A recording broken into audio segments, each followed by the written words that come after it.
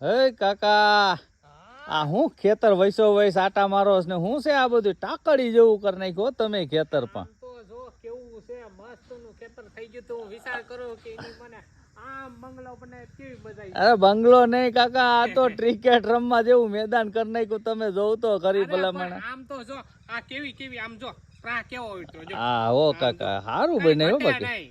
ખેડાયું સારું હો તમે બાકી કઈ ઘટે નહીં અરે કાકા. મસ્ત થઈ ગયું.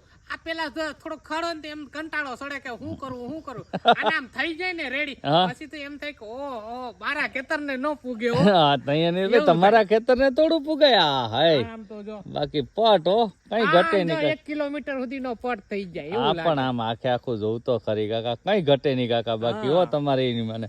અને કાકા હું તમને શું કહું હા હાલો ને બેટ દડો લઈ લે ઘડીક રમીએ બે કાકો દીકરો મજા આવી એ છે. વાત તો તારી હાસી હો. વરસાદ નથી ને મને મજા આવી જાય આમ થોડો કામ હલબલી જાય.